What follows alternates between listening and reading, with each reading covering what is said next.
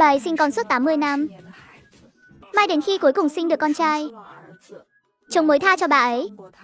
Đến cuối cùng, bà ấy vẫn bị bỏ ngoài cửa, chết cóng. Giờ bà ấy được sống lại. Con được gắn với hệ thống bà già cùng bạo. Tát một cái thưởng 10.000. Không giới hạn. Nhưng vừa sống lại, bà đã bị một cái tát ngã lăn ra đất. Đồ già không biết xấu hổ. Mau đưa hết tiền trong nhà ra đây. Tao đang nói với mày đấy. Mày có nghe không hả? Va cái gì mà va? Muốn chết thì chết nhanh lên. Đỡ lãng phí lương thực. Đồ vô dụng. Vương Huệ Trân đột nhiên mở to mắt. Trước mắt là một mảng mờ mịt. Rồi từ từ rõ ràng hơn. Mở mắt rồi à? Con không mau đi tìm tiền. Trong bụng tao là giống nhà họ Thường đấy. Xảy ra chuyện gì? Mày gánh nổi không? Vương Huệ Trân vịn vào cái bàn bếp bên cạnh đứng dậy. Nhìn giọng nói thiếu tự nhiên kia. Vương Huệ Trân nắm chặt bàn tay ngứa ngáy. Phát hiện chỉ số tức giận của bà già cùng bạo vượt ngưỡng. Gói qua tân thủ có thể kích hoạt. Nhiệm vụ kích hoạt, tát nó. Tát một cái thưởng 10.000. Không giới hạn, trời ơi. Còn có chuyện tốt thế này sao? Cười ngộ cái gì? Còn không mau đi đi. Nhưng ngay giây tiếp theo, Tôn Ưng bị tát lệch cả mặt. Mắt đầy vẻ không tin nổi. Vương Huệ Trân thì tát đạ tay. Phát hiện một cái tát. 10.000 đã vào tài khoản. Vương Huệ Trân phấn khích. Lật tay tát thêm cái nữa. Tao đánh chết mày, con dâu bất hiếu. Hôm nay dám đánh mẹ chồng.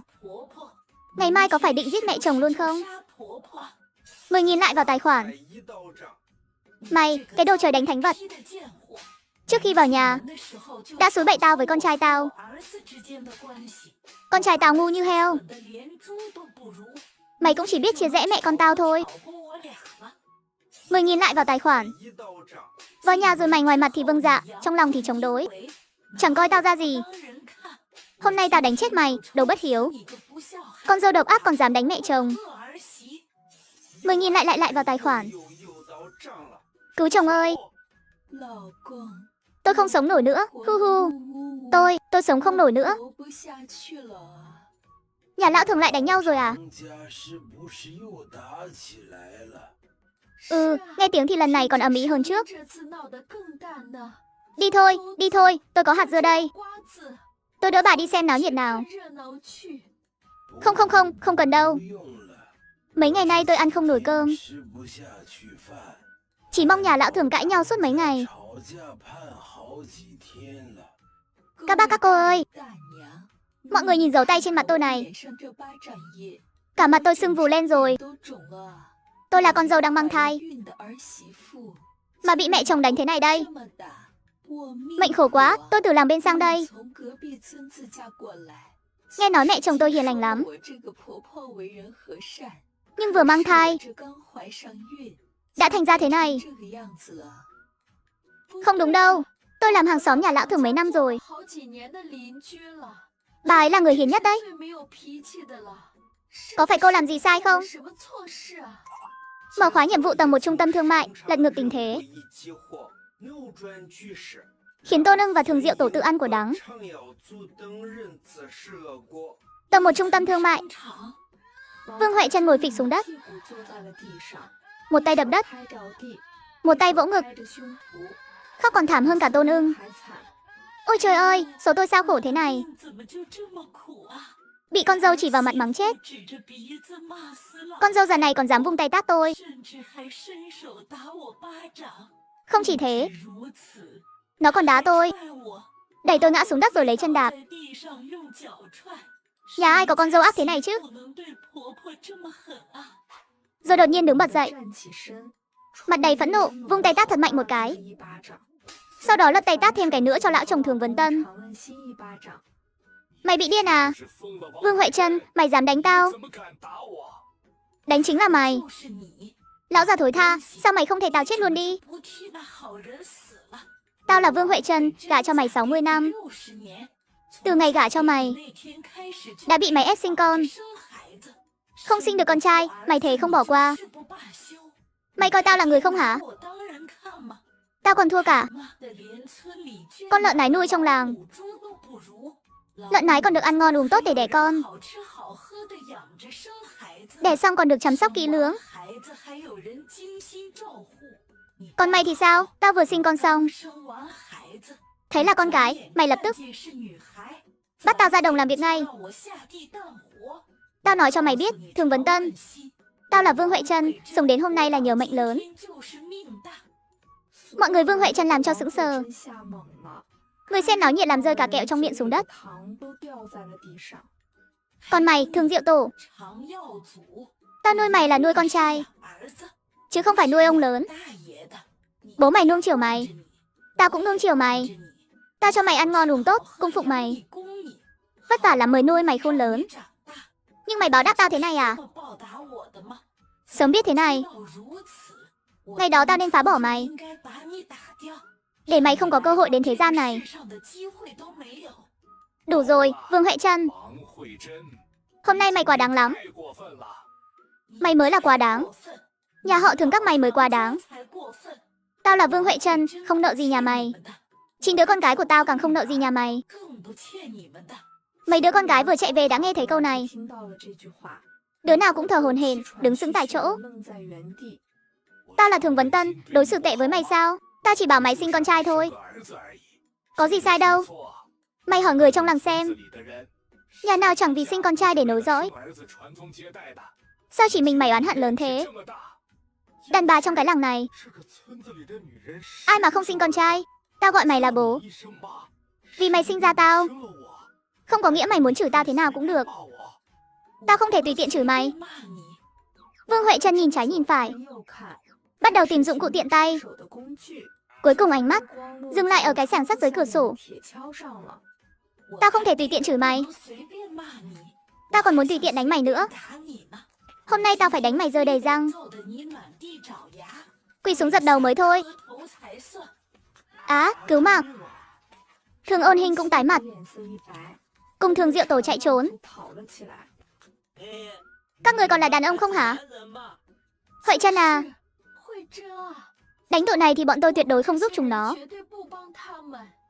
Mấy thằng ngu chạy đâu cho thoát. Di ơi, đây chẳng phải chị hai Thường Lệ Thư nhà họ Thường sao?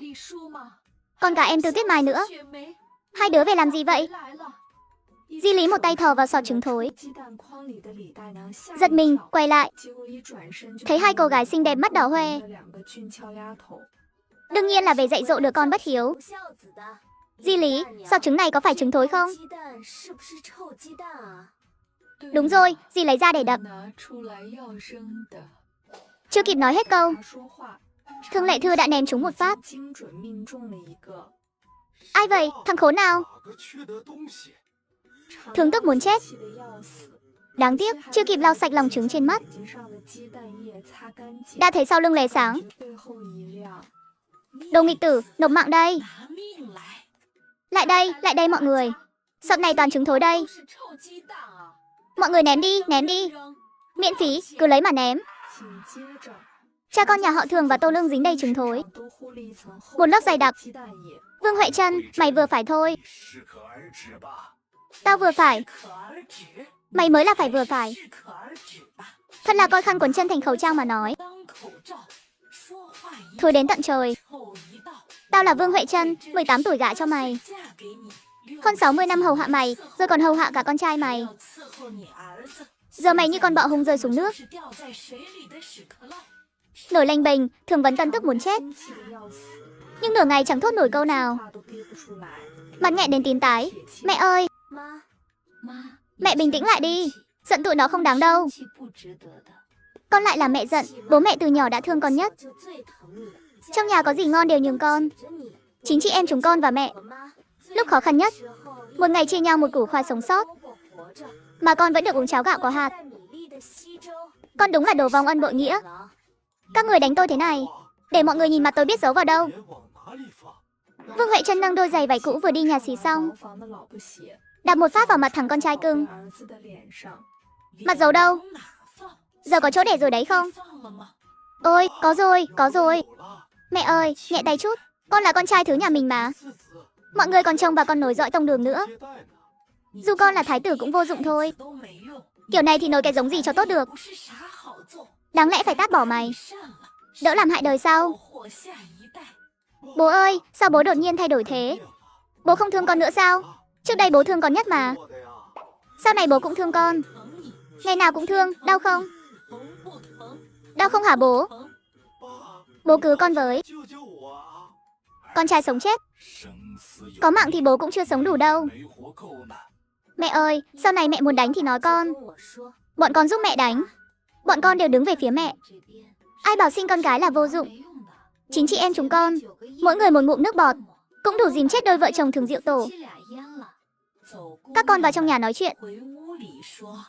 Thương Ôn Hinh đứng ở cửa, nhìn cảnh mẹ con họ đồng lòng, chỉ thấy mình lạc lõng. Các con gái ơi, mẹ nhất định sẽ cho các con sống lại lần nữa. Mấy đứa con gái chẳng để tâm, chỉ nghĩ mẹ hiền lành yếu đuối của mình đã thức tỉnh. Đây là cháo khoai lang chị cả nấu. Nghe nói mẹ ngất, chị ấy lo cả buổi, đặc biệt về nấu cháo cho mẹ. Vừa nghe đến hai chữ chị cả, Vương Huệ Trần lập tức ngồi thẳng dậy. Lệ Nhã đâu rồi? Con sao thế? Lệ Nhã lấy chồng nửa năm rồi, đương nhiên là về nhà chồng. Có thể mặt dày gây chuyện, nhưng Lệ Nhã thì không. Chị ấy là người hiểu chuyện nhất. Đã lấy chồng thì sao còn ở nhà mẹ đẻ vì mẹ được. Gì mà mặt dày? Đúng là chim chích chui vào chảo dầu. Đồ rác rưởi. Sao tao lại lấy cái thằng khốn như mày? Kiều Kiện Mỹ, mẹ tỉnh ngộ đúng là lợi hại. Mày dám đánh tao? Bố mày ngoài kia đang gào lên kìa. Chắc đói rồi. Mày ra cho nó ăn đi. Lão Lưu, Bảo Trân và Lão Lục Bảo Châu một trái một phải đỡ. Ném Thường Ôn Hinh ra ngoài, rồi đóng cửa phòng ngủ lại. Mẹ ơi, hôm nay mẹ đỉnh thật đấy. Giúp bọn con hả dạ quá. Các con ngoan, mẹ xin lỗi các con. Trước đây mẹ yếu đuối quá. Mẹ ơi, mẹ cứ dưỡng sức trước đi. Chị Tư nói đúng đấy. Chị em chúng con đều lớn cả rồi, sẽ không để Thường Diệu Tổ bắt nạt nữa. Mẹ mệt rồi, ngoài kia trời cũng tối. Các con cũng về nghỉ ngơi đi. Mai đứa nào đi học thì đi học, đứa nào đi làm thì đi làm. Đừng vì mẹ mà chuyện của mình. Đợi cửa đóng lại, tiếng bước chân dần biến mất. Vương Huệ Trân mới dò hỏi, cái hệ thống bà già cuồng bạo gì gì đó? Hệ thống bà Thái. Tôi là hệ thống báo thù bà già cuồng bạo. Có cái hệ thống gì này? Sau này tôi có thể lên đỉnh cao nhân sinh không? Bà già cuồng bạo. Tầng 1 trung tâm thương mại của bà đã mở khóa. Bà muốn xem không? Cuồng bạo bà già. Với dáng vẻ này của tôi, ra ngoài nói 28 29, chắc cũng có người tin. Mày gọi tao là bà già, mày có hình thế không? Tao đập một xẻng cho mày tan nát. Bà già là chỉ tuổi lúc bà chết kiếp trước, chứ không phải bà già nua. Còn cuồng bạo thì tôi cũng chẳng nói sai. Cuồng bạo trước cũng chẳng sao, còn hơn kiếp trước ai cũng bắt nạt tôi. Tầng 1 trung tâm thương mại xem kiểu gì? Bảng dữ liệu này chỉ mình bà thấy được. 77 vạn. Mấy khoản tiền này không phải số ảo, mà đã được gửi vào sổ tiết kiệm của bà. Tim Vương Huệ Trân đập thình thịch. Tắt bảng dữ liệu, lại nhấn vào trung tâm thương mại. Đập vào mắt là đủ thứ đồ ăn. Xem ra là thật. Đúng là thật luôn. Đây là năm 75 mà. Mấy thứ này dùng mãi không hết. Ai dám nghĩ tới chứ? Trời ơi, đúng rồi, cái việc ở nhà máy dệt này là sao? Là một công việc ở nhà máy dệt đấy. Chỉ cần bà điền một cái tên lên đó, dù là ai cũng có thể đi làm ở nhà máy dệt. Thần kỳ thế sao? Sáng hôm sau, con gà rung rung lông, ngẩng đầu ưỡn ngực bước ra. Vừa định gáy gọi mọi người dậy, đã bị dội một chậu nước đen. Ái cha, xin lỗi nha. Con gà ngực lòi hai sừng. Mày lịch sự không? Vương Huệ Trân ngân nga điệu hát, đặt cái đĩa rỗng lên bếp. Trong lòng nghĩ đến bột mì trắng, trước mắt cái đĩa đầy ắp. Mẹ làm gì vậy? Thơm quá, mẹ nướng bánh cho các con ăn. Lại làm thêm súp viên củ cải. Cả một nhĩ trộn nữa. Thịt xào ớt. Vương Huệ Trân vui lắm. Hồng Anh chưa từng thấy mẹ thế này. Đừng khóc, đừng khóc. Lớn thế này rồi. Con để mẹ lau nước mắt. Xấu hổ không nào? Con giúp mẹ. Hai mẹ con cùng làm. Trên bàn bày bánh dầu vàng rực. Mộc nhĩ trộn. Bảo Châu, em mau đạp chị một cái xem có phải không? Tối qua chị đói chết mất. Giờ như lên thiên đường rồi. Lại đây, còn đứng ngẩn ra làm gì? Bánh thật luôn sao nổi. Lại ăn đi, sáng nay chị vừa tỉnh. Mẹ đã làm sẵn cơm nước rồi. Con không mau ăn. Mấy chị em vội chạy đến bàn ngồi xuống. Mỗi người một cái bánh. Uống thêm ngụm súp. Ăn miếng mộc nhĩ trộn. Cuối cùng là miếng thịt xào ớt. Thơm muốn xỉu luôn. Chị Tư, bánh thơm thế này. Sao chị không ăn đi? Chị ăn đây. Nhưng phải chừa chút cho bố và hai người kia chứ. Ăn hết sạch luôn. Đừng nói bánh, đến ngụm súp cũng không chừa cho chúng nó. Mấy chị em nghe Vương Huệ Trân nói vậy, lập tức thả phanh bụng. Ăn một bữa quét sạch mâm. Từ hôm nay trở đi, tiền ăn trưa của các con đều tăng lên 1 đồng. Mẹ ơi, mẹ bị kích thích gì sao? Một ngày 1 đồng. Tổng cộng 8 người. Thì thành 8 đồng. Mẹ không sốt. Mẹ phát tài rồi. Chút tiền này với mẹ như lông gà thôi, chẳng đáng gì. Không đáng nhắc tới. Chị em mình, mẹ có phải trúng cái gì không?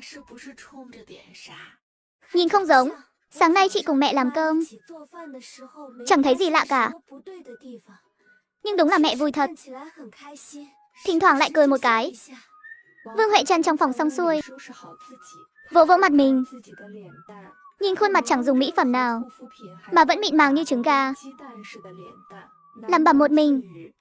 Nền tảng của bà đây đúng là đỉnh cao. Lát nữa đi mua một lọ kem tiết hoa, để bà đây mãi mãi trẻ trung. Bà già cuồng bạo tầm nhìn ngắn hạn. Một lọ kem tiết hoa là bà mãn nguyện rồi. Ý mày là mày có thể khiến tao mãi trẻ sao? Hơn thế nữa, cứ tiếp tục mở khóa trung tâm thương mại thì biết. Quấy giày thằng cha bị tức đến phát điên. Bình gaxi lao như bay đến nhà con rể, xông cửa mà vào, chỉ vì con gái về nhà mẹ nấu cho bát cháo. Vậy lại bị con rể lôi đi. Đợi đấy, thằng khốn, nộp mạng đây, Vương. Huệ Trân cầm một viên gạch, phăng thẳng vào lưng Lý Thiết Trụ. Ai đấy, thằng ngu nào? Mở to mắt chó của mày ra mà nhìn. Tao là mẹ vợ của mày đây. Con không sao đâu. Mẹ đừng giận. Bọn con chỉ là cãi nhau vợ chồng thôi. Im mồm, đừng lừa tao nữa. Nhìn tay con xem, đau đến mức không nhúc nhích được. Mà con bảo tao là cãi nhau. Tao không cần lật áo con lên xem, cũng biết trên người chắc chắn đầy vết xanh tím.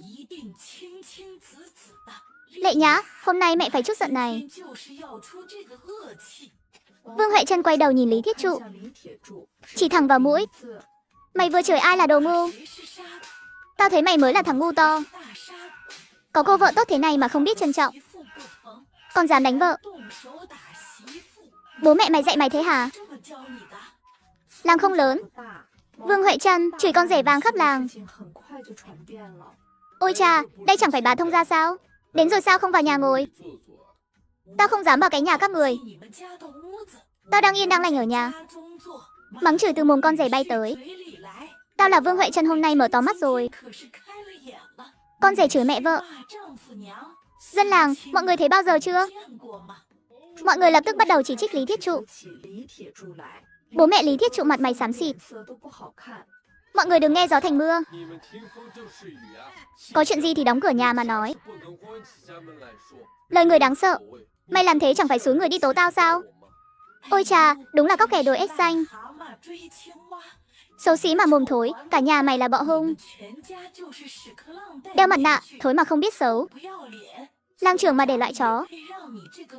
Chẳng ra gì như mày làm. Đúng là trò cười.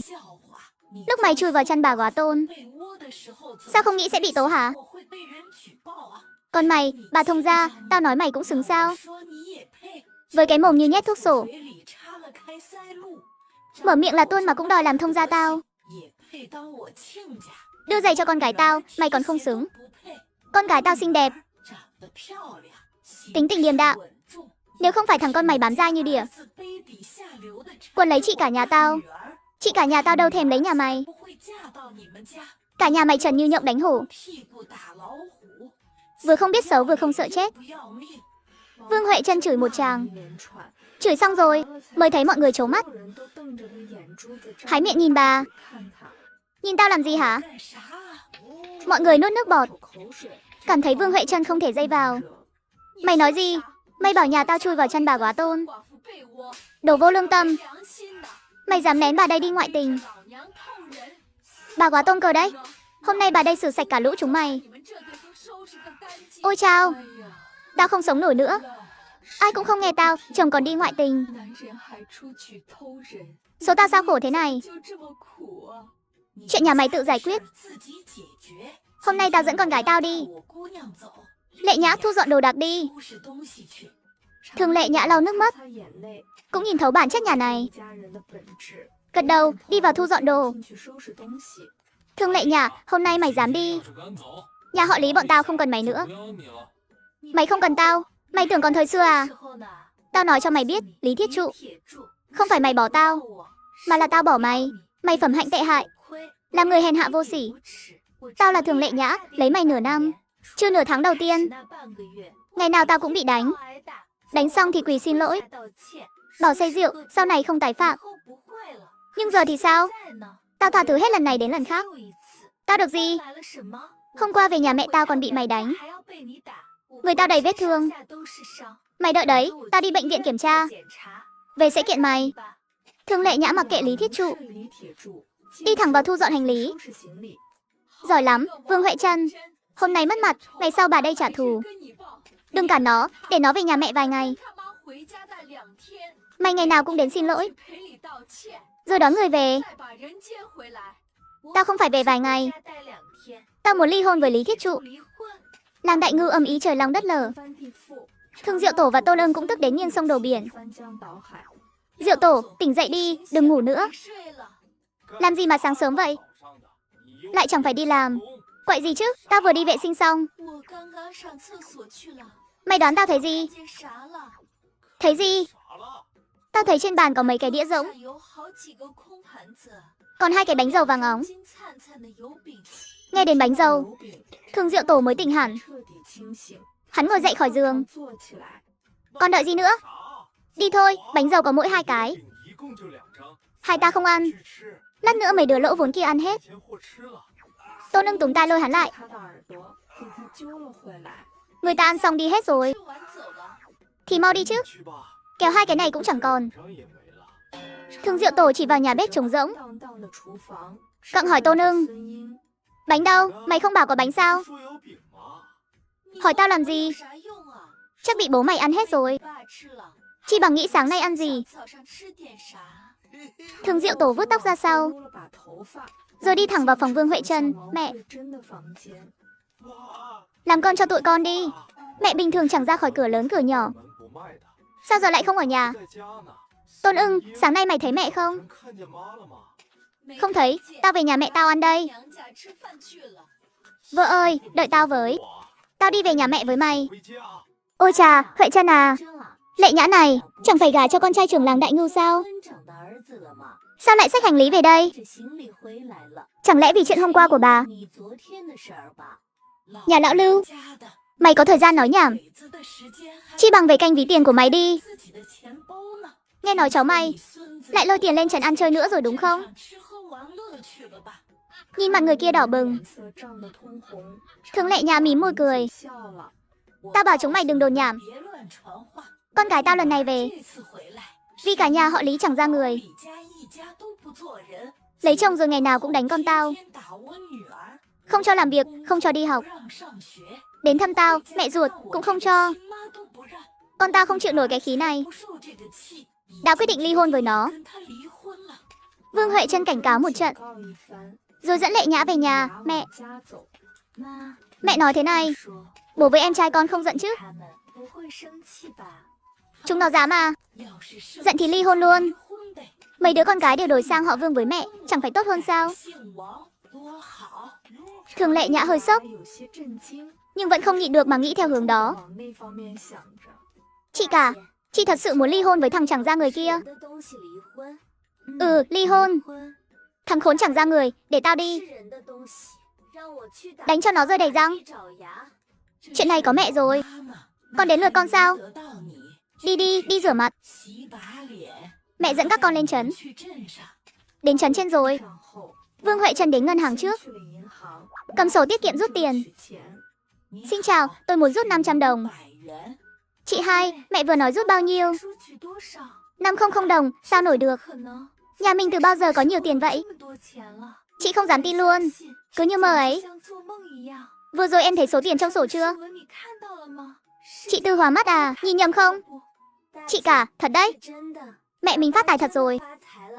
Các con yên tâm nhé. Tiền này mẹ kiếm từ đầu tư đấy. Sau này còn kiếm được nhiều hơn nữa. Từ nay về sau, các con không cần lo chuyện tiền bạc. Cứ lo phát triển bản thân cho tốt. Chỉ khi mình mạnh mẽ, người khác mới không dám bắt nạt. Mẹ nói đúng lắm. Bấy lâu nay, mấy người đàn ông kia cứ coi thường phụ nữ. Chúng ta phải cho họ thấy, phụ nữ cũng chống đỡ nửa bầu trời. Không cần đàn ông, ta vẫn sống tốt. Đi nào, mẹ dẫn các con ăn mì bò đầy thịt. Ba người bước vào một quán ăn quốc doanh. Vương Huệ Trân gọi 3 tô mì bò, lại gọi thêm 2 món rau trộn. Ôi chà, cô bé này trông xinh ghê. Cho tôi sờ tay cái nào. Đưa 5 đồng, chịu không? Cô bé né tránh. Người đàn ông nổi cáu. Trời ơi, tôi để ý là phúc của cô đấy. Đè cô ấy xuống cho tôi. Hôm nay tôi phải dạy dỗ chị Bảy nhỏ con kia. Thằng béo như củ khoai, dám chiếm tiện nghi con gái cưng của tôi. Xem tôi không tát cho anh tỉnh.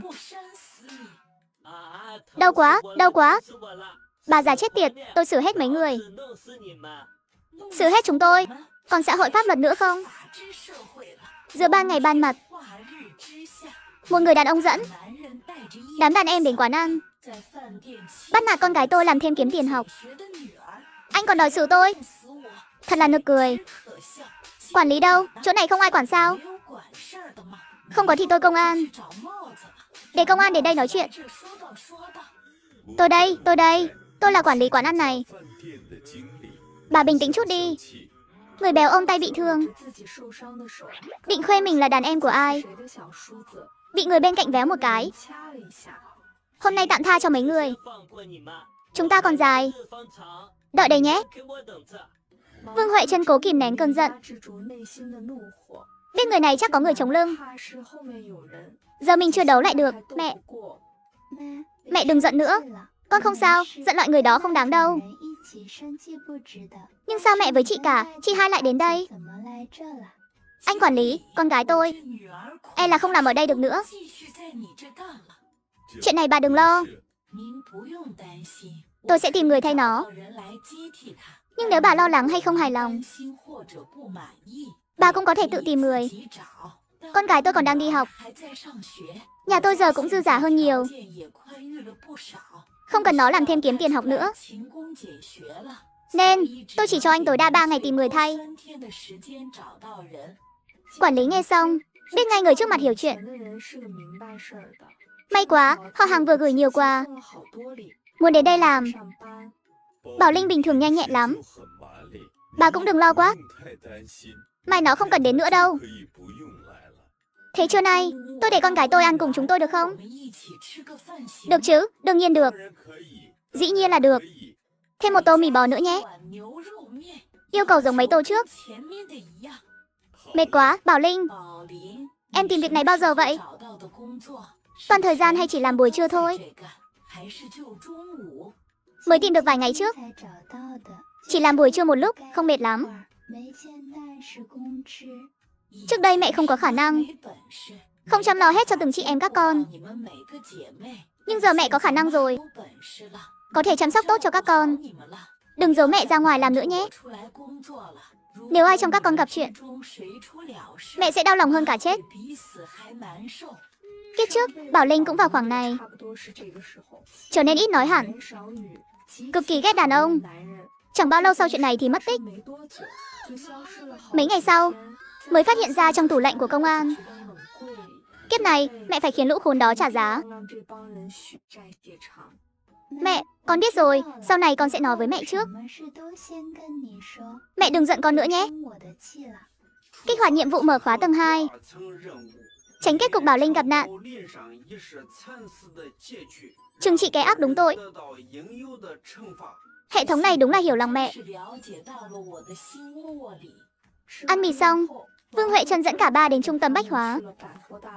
Mua cho hai đứa mỗi đứa một bộ đồ mới. Còn mua thêm một đôi giày mới. Dây buộc tóc với kẹp tóc cũng mua luôn. Mẹ mua đồ mới, dây tóc cho tụi con. Mà cho Tuyết Mai, mấy đứa kia lại mua toàn sách tham khảo, bài tập, đề thi các kiểu. Chúng nó chắc sẽ mè nheo với mẹ. Chị Đoàn Bồ với em Diệu Tổ cũng sẽ cáu. Mặc kệ họ. Tiền tôi kiếm, tôi tiêu. Sao họ chẳng kiếm đồng nào? Mà tôi phải nuôi. Nói xong, cả ba cũng về đến nhà. Cười nói rông rả bước vào cửa. Phản rồi hả? Mẹ thiên vị quá đấy. Sáng không nấu cơm cho chúng tôi, trưa cũng không về nấu. Tôi với vợ phải về nhà mẹ vợ ăn. Mẹ thì hay, dẫn hai đứa kia đi phố. Mua bao nhiêu thứ chắc tốn khá tiền. Cái váy này là váy Giang Thanh đúng không? Tôi đi trần thấy rồi. Loại thường cũng 5 đồng, 10 đồng. Loại tốt thì 15, 20 đồng. Gì cơ? Một cái váy rách 20 đồng. Mẹ may tay à? Mẹ thiên vị quá rồi. Chúng tôi một ngày không ăn thì thôi. Còn thiên vị mua quần áo cho chúng nó. Vợ tôi lấy về đến giờ mang thai. Bụng to tướng. Cũng chẳng thấy mẹ mua cho cái áo nào. Cào to lên nữa đi. Cho cả thiên hạ qua xem. Tôi không ngại cho họ xem lại lần nữa. Tôi xử mấy người vô liêm sỉ thế nào. Đúng là mặt dày. Thương Diệu Tổ với Tôn Ưng lập tức ngậm mồm. Thương Vấn Tâm tức đến thở hổn hển. Hắn không dám nổi giận với Vương Huệ Trân, chỉ chút giận lên con gái lớn. Thương Lệ Nhã, bố hỏi con đòi ly hôn với Lý Thiết Trụ. Ai cho phép? Vương Huệ Trân xót xa nhìn Lệ Nhã. Tôi cho phép đấy, sao nào?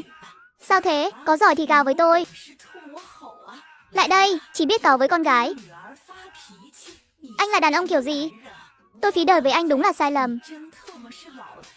Chỉ biết bắt nạt kẻ yếu. Con gái tôi nhỏ thì bị anh đánh, lớn lên còn bị chồng với mẹ chồng đánh. Cơn tức này tôi không nuốt nổi. Con tôi cũng không chịu nổi. Ly hôn thì sao chứ?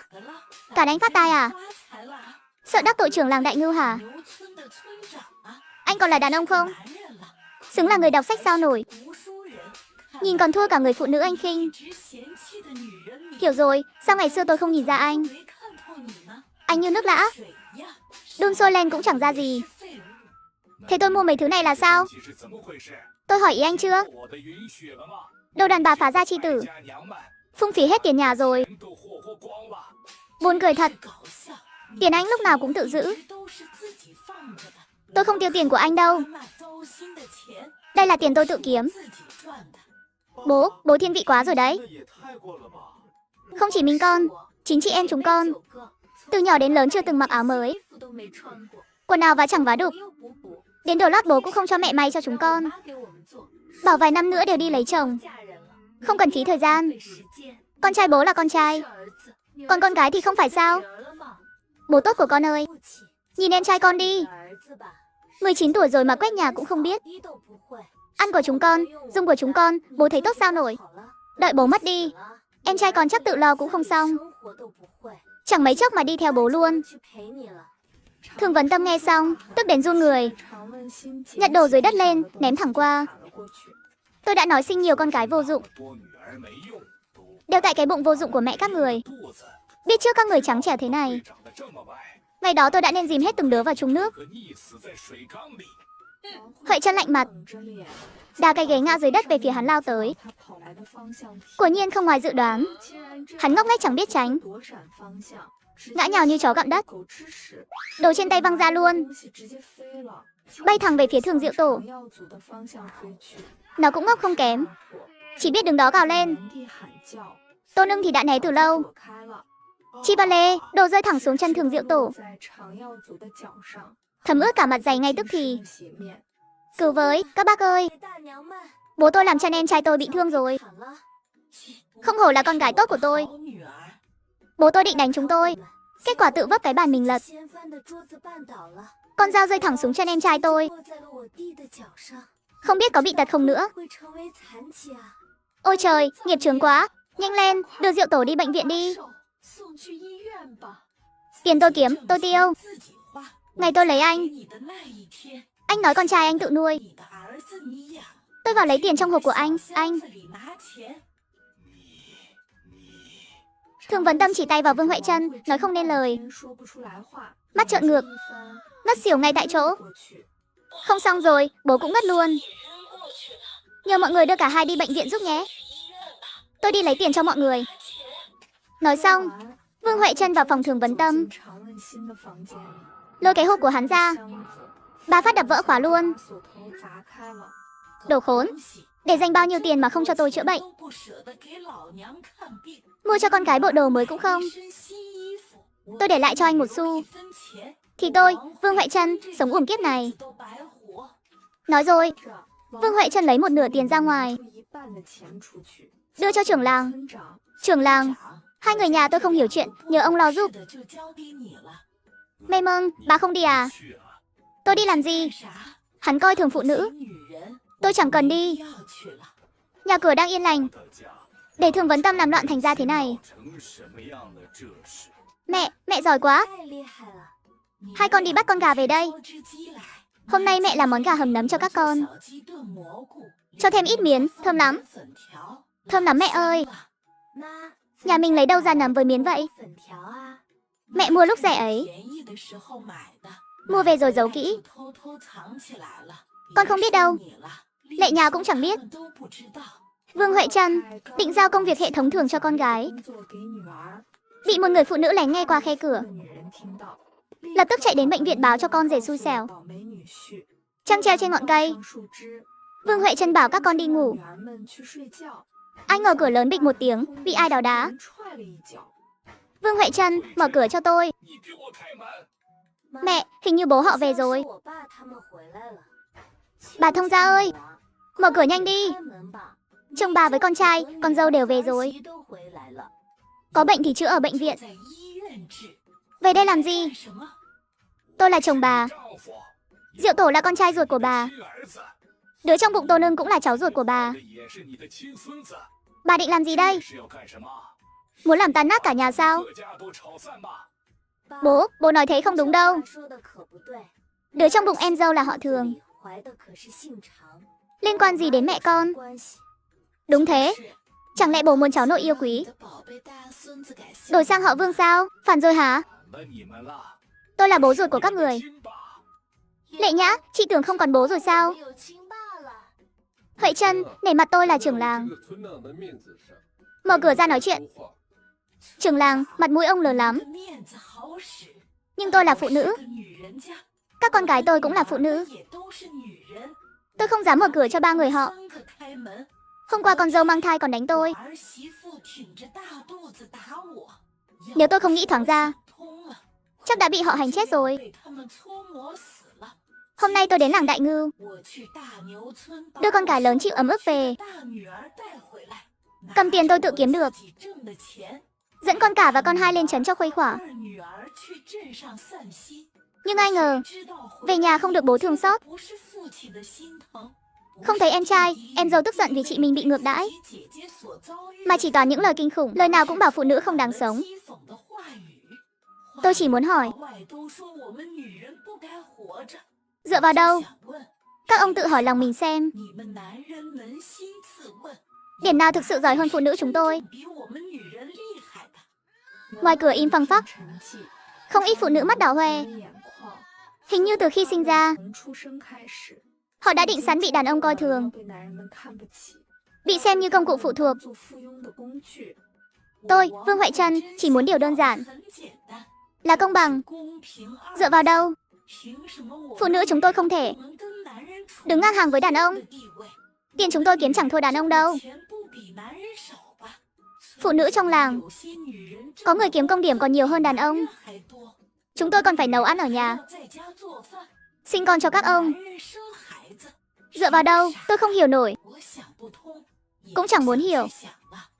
Vương Huệ Trân nói hết những gì muốn nói. Thường Diệu Tổ từ nhỏ được nuông chiều,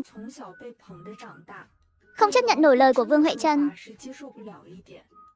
Dựa vào đâu? Dựa vào từ xưa đến nay phụ nữ vốn không có đàn ông thì chẳng sống nổi. Đàn ông chúng tôi chống trời đạp đất, không như mấy người kiếm được việc ở nhà máy dệt, còn giấu hai bố con tôi. Tô Nương mặt tối sầm. Thường Diệu Tổ, nói thật mà chửi cả nó lẫn mẹ nó luôn. Tôi không muốn đôi co với người phụ nữ chẳng đọc sách. Bà đưa công việc ở nhà máy dệt cho con trai hay con dâu tôi. Không được thì bà định cho ai? Cho cái đứa mặt dày đòi ly hôn là Thường Lệ Nhã, hay cho cái đứa suốt ngày ống ẹo chẳng biết gì là Thường Lệ Thư? Ông trời ơi, ai nghèo hả? Thường Lệ Nhã bịch một tiếng đá tung cửa. Mọi người tránh không kịp, bị húc ngã ngồi xuống đất. Bố là bố ruột chúng con sao? Con trai thì quan trọng lắm hả? Hôm nay con cho hai bố con dưới đất đoàn tụ. Nói xong, cô cầm cuốc đập thẳng vào chỗ hiểm của Thường Vấn Tâm. Chi Ba Lê, đánh người rồi, đánh người rồi, nhanh đi gọi công an. Chị hai. Bảo Linh vội kéo Thường Lệ Thư ra sau. Hừ, cái cuốc đập xuống đất, tạo ra một cái hố. Thường Lệ Thư mắt đỏ hoe, nhưng không rơi một giọt nước mắt. Thấy chưa? Thường Vấn Tâm, người bố tự hào, luôn bênh vực, nuông chiều thằng con trai, đã trốn tốt đằng sau đám đông rồi. Ai cứu bố? Là đứa con gái bố luôn coi khinh, bảo ghê tởm, bảo lỗ vốn. Hôm nay con không phế được bố, nhưng bố đừng tưởng mình may mắn. Có bao xa thì cút bấy xa đi. Nếu không, cái cuốc này sẽ đập thẳng vào chỗ hiểm của con trai anh đấy. Thương Vấn Tâm sợ hãi tột độ, mồ hôi lạnh tuôn như tắm, không thốt nổi một lời. Thôi được rồi, mấy người phụ nữ nhỏ bé như chúng tôi chắc chắn không dọa nổi, cũng chẳng uy hiếp được những người đàn ông chống trời đạp đất. Nhẹ nhàng lấy cái cuốc từ tay Thường Lệ Thư, ném xuống đất bên cạnh. Sao nào? Dạy cháu nội chưa ra đời của anh cách đi tiểu à? Con cái, về nhà với mẹ. Đứa trong bụng cô là giống nhà họ Thường. Vương Huệ Trân không cần, nhưng cha con Thường Diệu Tổ chắc chắn muốn. Đến lúc đó cứ để họ mang tiền qua, mẹ sẽ nuôi con. Tìm cơ hội bỏ đứa bé, dù sao mới hơn 5 tháng. Rồi tìm người giàu có mà gả. Quay lại nhìn Diệu Tổ của anh đi, chân lại chảy máu rồi kìa. Vương Huệ Trân lạnh lùng bỏ lại câu đó, quay người vào trong sân. Tôi đi nhờ người đưa anh về bệnh viện. Thời gian này đừng quay lại. Nói xong, Thường Vấn Tâm đi nhờ người, nhưng gõ cửa nhà nào cũng không ai mở. Trời sáng dần lên, mới gặp được một người dám chở. Năn nỉ mãi, đưa 3 xu, người ta mới miễn cưỡng chở Thường Diệu Tổ đến bệnh viện. Thường Vấn Tâm đứng trước cửa nhà, gõ cửa mãi mà chẳng ai mở, đành ngồi dựa vào cửa lớn, ngồi đợi đến sáng. Lão điên Thường Vấn Tâm ngồi ngoài cửa cả đêm. Liên quan gì đến tôi? Vương Huệ Trân mở cửa lớn, tạt một chậu nước bẩn ra ngoài. Sao anh chưa đi vậy? Thằng con quý tử của anh đâu? Đưa nó về bệnh viện đi chứ. Vương Huệ Trân lừa một cái, quay vào trong sân. Thường Vấn Tâm nhớ lại chuyện hôm qua, thấy mất mặt, tức đến phát run. Thường Vấn Tâm lo lắng nghĩ ngợi, lúng túng hỏi một câu vô nghĩa. Tránh ra, đừng cản đường. Thương Vấn Tâm đang nghĩ ngợi, đột nhiên bị một lực mạnh đẩy sang bên. Á, là ai vậy? Xin lỗi nhé. Tôi ngửi thấy mùi khai. Quần áo lại bẩn thỉu thế này. Cứ tưởng là ông ăn mày nào. Cô quay vào nhà, thay bộ đồ khác. Đến khi ra ngoài, Vương Huệ Trân và các con đã ăn sáng xong. Sao không có bát đũa của tôi? Không phải anh cái gì cũng làm được sao? Tự làm đi. Hôm qua bố hơi nóng này. Nói nhiều điều không nên nói. Dù sao đi nữa, chúng ta vẫn là một nhà. Đừng để dân làng cười chê chứ. Thế hôm qua bố đánh chị con và mẹ. Sao không nghĩ thế? Thì không cố ý. Nhưng tối qua mắng chúng con là cố ý. Cô đứng dậy, đi thẳng vào phòng. Mấy chị em thấy vậy, cũng vào phòng lấy cặp đi học. Mẹ, chúng con giúp mẹ dọn bàn. Thương Vấn Tâm nhìn bữa cơm thơm ngon vượt khỏi tay mình. Hắn nuốt nước miếng, sau cái bụng lét kẹp, không biết làm sao dỗ dành. Thương Vấn Tâm, thất thần, bà tha thứ cho tôi rồi đúng không? Anh nói nhảm gì thế?